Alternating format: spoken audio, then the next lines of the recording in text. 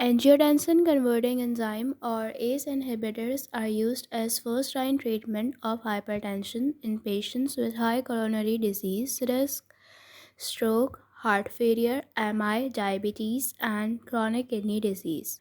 Now, starting with its action, ACE inhibitors reduce blood pressure by reducing peripheral vascular resistance. How they do that? There are 3 points to note.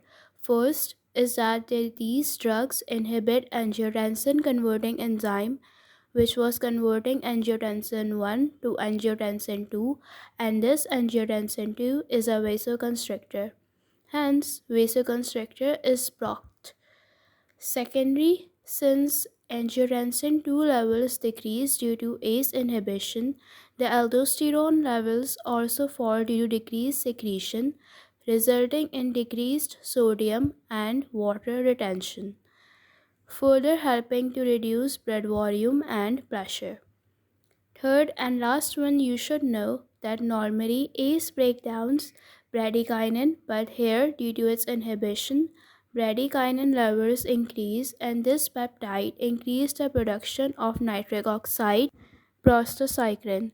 This results in vasodilation of blood vessels. To sum it up, ACE inhibitors reduce cardiac preload and afterload, decreasing workload on the heart. Next, we have the uses. As mentioned earlier, ACE inhibitors are first-line drugs for treating heart failure, patients at increased risk of coronary artery disease, hypertensive patients with chronic kidney disease. ACE inhibitors are used in patients with diabetic nephropathy as they benefit from its vasodilation action on efferent arterioles, resulting in decreased intraglomerular pressure.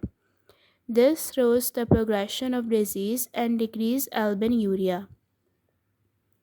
They are also used as first line for treatment in patients with systolic dysfunction.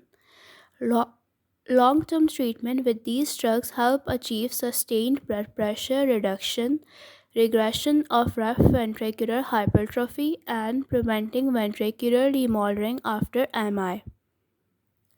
Okay, so you can remember ACE inhibitors as drugs ending with PRIL, mainly, which include captopril, enalapril, lisinopril, fosinopril, which are all orally available except for enalaprilat, only drug available intravenously. Here, captopril and lisinopril are preferred in patients with hepatic impairment and fosinopril for patients with renal impairment.